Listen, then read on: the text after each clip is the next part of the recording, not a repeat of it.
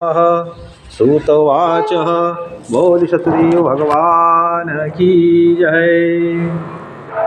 एकदा नेमिषारण्य ऋषयः शौनकादिः प्रवक्षमुनं सूतं पौराणिकं खलु सत्सर्वश्रोतुमिच्छां कथस्य महामुनेः बोधिसत्सुदेव भगवान की जय। श्री सूत जी महाराज बोले, ऋषियों, कि एक समय शौनक आदि 88,000 ऋषि श्री सूत जी महाराज के पास गए और पूछा, महाराज बताओ वह व्रत अपव्रत कौन सा है जिसके करने से व्यक्ति मनवांछित फल को प्राप्त करता हो। है महामुनि, हम वह व्रत सुनना चाहते हैं, कृपा करके सुनाइए। तो सूत जी महाराज बोले, हे ऋषियों, ऐसा ही प्रश्न तो नारद जी ने भी भगवान कमलापति से किया था, और जो कुछ भगवान कमलापति ने बताया है वही व्रत हम आपको बताते हैं। सवे उत्तम मुनि श्रवण करो। एक बार क्या हुआ, नारद जी महाराज ने परोपकार की भावना के उद्देश्य से नारद जी ने अनेक लोकों की यात्रा करी है, और यात्रा करते हुए अंत में मृत्यु लोक में आते हैं तो उन्होंने क्या देखा कि लोग तरह तरह के कष्टों को भोग रहे हैं। पिछले कर्मों के प्रभाव से वे अनेक योनियों में उत्पन्न हो रहे हैं। नारद जी ने उन दुखी जनों को देखा तो नारद जी सोचने लग गए कि मैं इन प्राणियों का दुख किस प्रकार दूर करूं, और मन में ऐसी भावना रखकर नारद जी भगवान के विष्णु लोक में पहुंच जाते हैं। तो वहाँ पर शुक्ल वर्ण वाले 4 भुजाधारी भगवान सत्यनारायण के नारद जी दर्शन करते हैं। भगवान ने अपने हाथों में शंख चक्र गदा पद्म धारण किया हुआ है और उनके गले में वनमालाएं पड़ी हैं। तो नारद जी भगवान की स्तुति करने लग गए और कहने लग गए, भगवान आप तो मनवाणी से परे हो, हे अनंत शक्तिधारी श्री हरि, मैं आपको प्रणाम करता हूँ। हरे हरे। नारद जी ने भगवान की स्तुति करी कि धन्य मुरारी शरण तुहारी कमलापति भगवान, शक्ति अनंत प्रभु रूप तुम्हारो, महिमा वेद रहे हैं गाय। अनेकों प्रकार से जब नारद जी ने भगवान की स्तुति करी, भगवान प्रसन्न हुए और भगवान ने कहा, हे नारद, तुम्हारा वैकुंठ लोक में आगमन है, तुम्हारा स्वागत है, बताओ किस कारण से आज तुम्हारा वैकुंठ लोक में आगमन हुआ। तो नारद जी ने कहा, भगवान मैं मृत्यु लोक में गया था तो क्या देखा कि वहाँ पर मुझे सभी प्राणी दुखी दिखाई दिए हैं।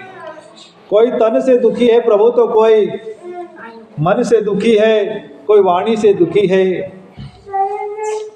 हे दयालु, हे कृपालु, यदि आप मुझ पर प्रसन्न हो तो आप तो केवल उन प्राणियों के कष्ट दूर करने का कोई उपाय बताइए,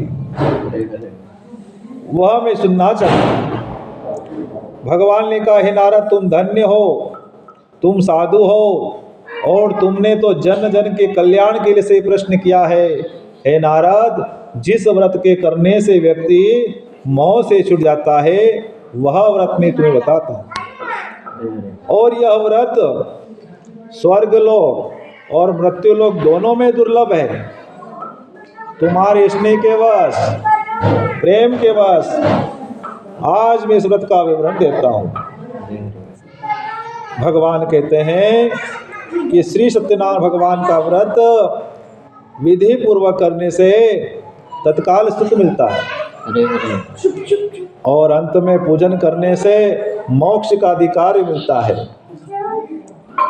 भगवान के ऐसे वचन को सुना तो नारद जी ने कहा, प्रभु किम फलम किम विधानम, क्या कहा है प्रभु, इस व्रत का क्या फल है, क्या विधान है, इसे कब और कैसे धारण किया जाता है, और इस व्रत को पहले किसने किया है, यह मैं जानना चाहता हूँ।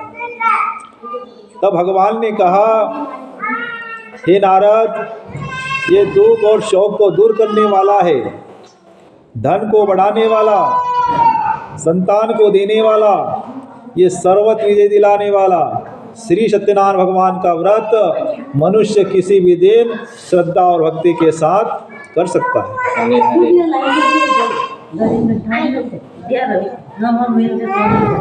आगे भगवान ने कहा कि पूजन करने का समय सायंकाल होना चाहिए, धर्मरत होना चाहिए और ब्राह्मण के सहयोग से और अपने बंधु बांधव सहित सत्यनारायण भगवान का पूजन करना चाहिए। ऐसा नहीं आप अकेले पूजन करो, भगवान का पूजन करो, अपने बंधु और बांधव को भी बुलाना चाहिए कि आप इस पूजन में शामिल हो जाओ, ऐसा उनको आग्रह करना चाहिए। और भगवान कहते हैं कि भक्ति पूर्वक भगवान का प्रसाद बनाओ, तो भक्ति पूर्वक बनाना चाहिए। कैसे? भगवान का कीर्तन करते हुए भगवान का प्रसाद बनाना चाहिए। भक्ति पूर्वक भगवान को प्रसाद बनाए। और भगवान कहते हैं कि प्रसाद केले के फल में होना चाहिए और घी और दूध और आटे से बना हुआ प्रसाद होना चाहिए और सब मिलाकर सवाया नैवेद्य भगवान को अर्पित करना चाहिए। उसके बाद भगवान की कथा सुने, प्रसाद ले, ब्राह्मणों को दान दक्षिणा देकर उन्हें संतुष्ट करे और प्रसाद को पा लेने के बाद हो सके तो भगवान का भजन करे, कीर्तन करे, 5 भजन गाना चाहिए और फिर भगवान सत्यनारायण का स्मरण करते हुए प्रसाद लेकर अपने अपने घर जाए।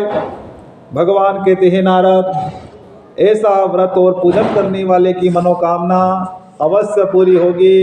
यह भगवान सत्यनारायण का व्रत है और इन्हीं की कृपा से मेरे यहाँ धन्य धान्य है।